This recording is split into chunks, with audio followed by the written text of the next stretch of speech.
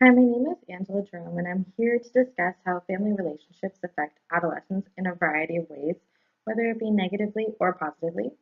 So, this presentation is for professionals working with children and youth, and will describe ways we can implement changes or simply just aid youth in different ways to overcome any obstacles they may face with their families. So today we will be talking about the types of relationships within a family, parenting styles, various family circumstances, running away and abuse, issues regarding adolescent development. We'll watch a video about the effects of yelling at teenagers, where child and youth workers are needed and how they work with families, and how we can implement certain tactics into our profession as a child and youth worker within hospitals. And we will also finish off with a conclusion and a closing question.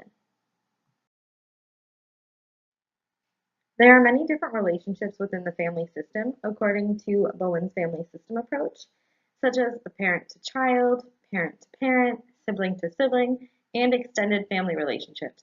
Each one of these come into play and affect each individual within the family quite differently.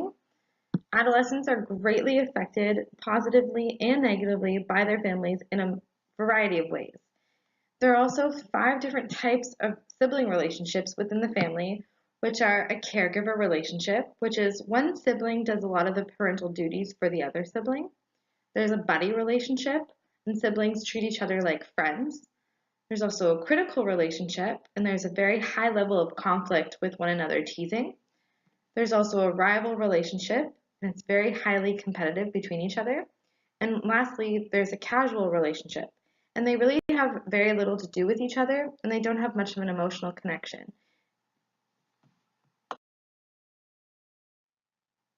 There are very many types of parenting styles, and each one of them does have 2 main components. They are demandingness, which is essentially the amount of control a parent has over the child, and responsiveness, which is essentially the amount of love and warmth the parent responds to the child with. And within the styles of parenting, there are 4 main categories that are seen most often, which are authoritarian, which is high in control but low in warmth. So these parents require obedience and they have consequences without any compromise. Authoritative, they're very high in control and high in warmth. So these parents set clear rules and consequences with an explanation, and there is room for some compromise. Is also permissive, so these parents are very low in control and high in warmth. So they offer tons of affection, but they let their child self-regulate with very, very little rules. And finally, there's a disengaged parent. So they are very low in warmth and control, and they offer almost no affection and have little to no control over their child. As a child grows up, so many events happen throughout their lifetime, many of which have lasting impacts, such as family circumstances like the following: divorce and separation, often when parents of children break up or end their marriage. And then there's remarriage, so either of the parents can either remarry or even just start a new relationship. A blended family is when the dynamic of a family enlarges with step siblings and step parents. Death is also a major one when a family member passes away, and a single parent household is when either parent raises their child alone. 2 more family circumstances that affect adolescents are abuse and running away. About 1 million adolescents run away from home each year in the United States, according to our net. The stereotype that follows these children are often that they run away due to abuse, but that is not always the case. There are many factors that make adolescents feel they need to run away, such as conflicts in their house, family circumstances like mentioned on the previous slide, peer pressure, stress, and abuse. In one study of runaway adolescents, 73% had experienced physical abuse and 51% had experienced sexual abuse, according to Arnett in the Pearson Custom Library Psychology textbook. So there are also many, many forms of abuse that can take place in the home that could make adolescents run away, such as sexual abuse. So it could be an older sibling or another family member that initiate sexual activities with those under the age of 18. There's also psychological abuse, which could be abuse with yelling, threatening, and putting down consistently, and many more different types. There's physical abuse. It could be anything related to hurting someone physically, like punching, biting, shaking, etc. There's also neglect. So this would be in a few ways, like for basic necessities of survival not being met. For example, being fed, dressed, bathed, etc. It could also be neglect by emotionally, so by not responding to a child's needs with warmth and love. Abuse can happen between parents and children. They can also happen between parent and parent, as well as between each other. So no matter if it's being done to a youth specifically or that youth are being exposed to it happening to others in their family, it does affect them seriously. A lot of what youth go through within the family is completely out of their control. For instance, when parents decide to get a divorce, it's often not because of the child. Money problems within the family is also a major conflict starter, and lots of these tensions rise when these types are present.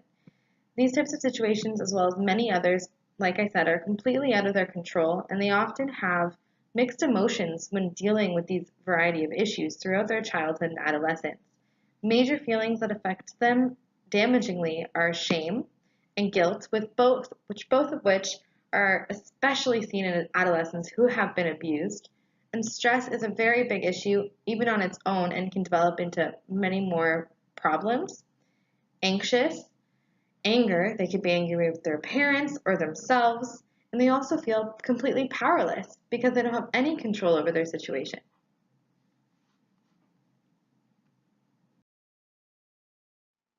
Some of the emotions explained in the previous slide can develop more seriously and have several lasting effects on children and adolescents, and these effects can cause long-term issues such as lower academic achievement, delinquent activities, anxiety, depression, commitment issues, substance abuse, and earlier sexual activity. This is a quick video from YouTube that shows the effects of yelling at your teens.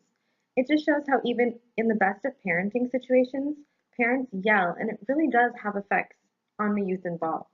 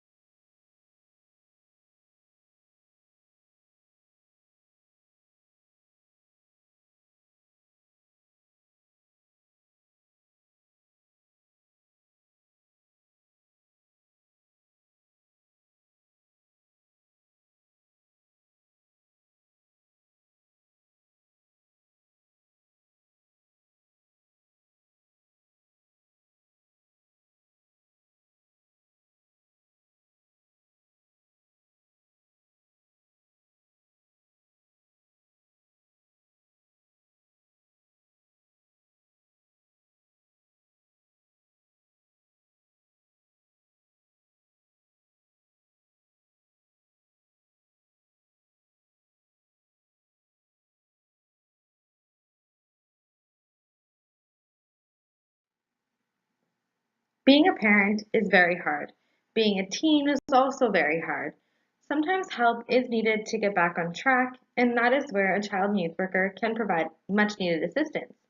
So, the role of a child and youth worker is a very important one, though they work in such a variety of settings, such as school boards, group homes, hospitals, correctional facilities, social agencies, rehabilitation centers, community outreach programs. The opportunities for child and youth worker to work with families is constantly expanding. We have the opportunity as professionals to make a difference in the lives of not only the individuals we are helping, but of those that surround them, like their parents, siblings, and even extended family. Here is another quick video that's just an explanation of how social workers, what their role is at a hospital. As a child and youth worker, we can work in hospitals as well, and the roles would be very similar.